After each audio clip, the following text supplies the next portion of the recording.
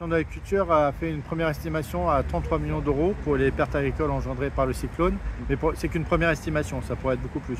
Oui, ça peut être beaucoup plus parce qu'on a encore des dommages collatéraux, on a encore intégré par exemple les apiculteurs, on a encore intégré les dommages en ce moment du manque d'eau et des coupures d'eau qu'il y a sur le tampon. Il y aura très certainement des incidences sur les élevages mais aussi sur le maraîchage. Donc tout ça sera intégré en plus du passage du cyclone. Et justement, dans une précédente interview, vous aviez évoqué que ça pourrait dépasser le chiffre de Batiareil, si je ne me trompe pas. On était aux alentours de 40 millions d'euros, donc on s'y approche au fur et à mesure qu'on avance.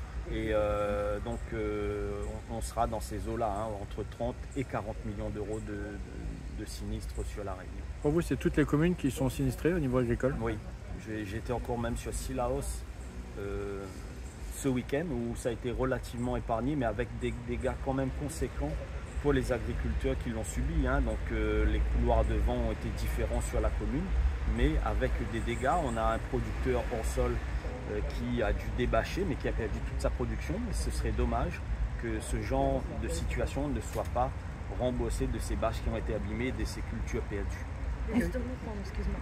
Juste pour embrayer sur sa question, c'est ce que vous craignez par rapport au fait que les vents cycloniques ne soient pas pris en compte dans la catastrophe naturelle? Oui, c'est une inquiétude qu'on a tous les responsables. J'ai eu M. Serge Hoireau ce matin qui était inquiet de cette situation.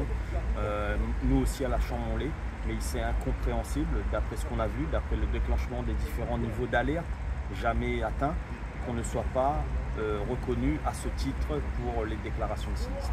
Il y a un appel à l'aide aussi par rapport justement au Premier ministre et au ministre de l'Agriculture qui vous espérez qu'ils viennent dans pas longtemps, oui, du mois, et aussi pour justement pour la chambre le salon. Oui, tout à fait. Donc on a des rendez-vous très importants à venir, la venue des ministres, Agriculture et Outre-mer qui doivent revenir. On a un rendez-vous au salon de l'agriculture fin février.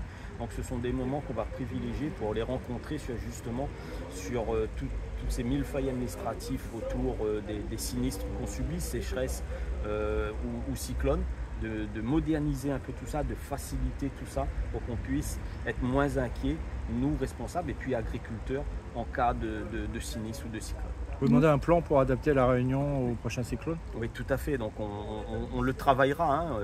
Moi, je suis également président des commissions des chambres, la commission des chambres des présidents. Pardon.